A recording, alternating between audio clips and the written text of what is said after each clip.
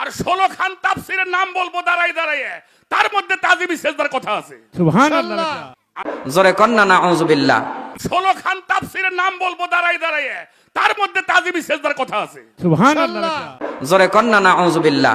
এটি কুলাঙ্গার, এটি মুসলমান নামের কলঙ্ক।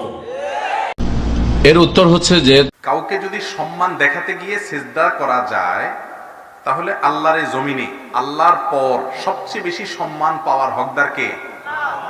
নবী করিম সাল্লাল্লাহু আলাইহি সাল্লাম।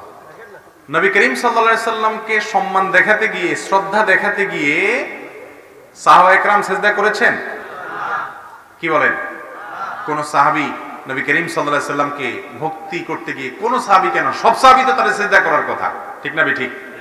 তাকে তো সবচেয়ে বেশি সম্মান জানাতে হয়, সবচেয়ে বেশি ইজ্জত জানাতে হয়, সবচেয়ে বেশি তাকে শ্রদ্ধা করতে হয়, এটা ঈমানের দাবি।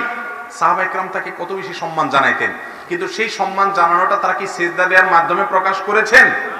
যদি সবাই এরকম করতেন তাহলে হাজার হাজার হাদিস পাওয়া যায় নবী করিম সাল্লাল্লাহু আলাইহি সাল্লামকে সম্মান জানাতে গিয়ে সিজদা করেছেন সাহাবীরা, এরকম তো কোনো হাদিস পাওয়া যায় না। তো আমার নবীজি সাল্লাল্লাহু আলাইহি সাল্লামকে যদি সাহাবীরা সিজদা করে যে সম্মান না জানায়, আপনি আপনার জীবিত বা মৃত কোনো পীরকে, কোন আপনার শ্রদ্ধাভাজন ব্যক্তিকে আপনি যদি সিজদা দিয়ে সম্মান জানান, তাহলে এই সম্মান জানানো এটা কি সাহাবী থেকে, নবী করিম সাল্লাল্লাহু আলাইহি সাল্লাম থেকে কোন প্রকার অনুমোদিত নাকি অননুমোদিত?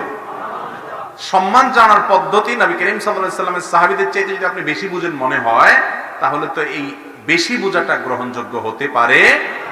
সিজদা এটা ইবাদত। সিজদা এটা কি? শুধু ইবাদত না, মৌলিক ইবাদত। আর এই ইবাদত শুধুমাত্র কার হবে? আল্লাহর হবে। আপনি এটাকে তাজিমি সিজদা কেন বলবেন? তাজিমি সিজদার যদি অপশন খোলা থাকতো, তাহলে রাসূল আকরাম সাল্লাল্লাহু আলাইহি সাল্লামকে তাজিমি সিজদার অপশন খোলা রাখতেন সাহাবা একরাম। যদি সম্মান জানাতে গিয়ে সিজদা করা যেত, মুহাম্মদ সাল্লাল্লাহু আলাইহি সাল্লামকে সম্মান জানাতে গিয়ে সিজদা করা হতো, ঠিক না ঠিক? সেটা যেহেতু হয় নাই, তার চাইতে বেশি সম্মান পাওয়ার হকদার কেউ আর না। অতএব অন্য কারোর ক্ষেত্রে তাজিমি সিজদা এটার কোনো সুযোগ নাই। সিজদা এটা ইবাদত, আল্লাহ ছাড়া কারোর জন্য এটা নিবেদন করা শিরক, এটা শিরক। অতএব এটা করা যাবে না। আল্লাহ তাআলা আমাদেরকে বুঝার তৌফিক দান করুন।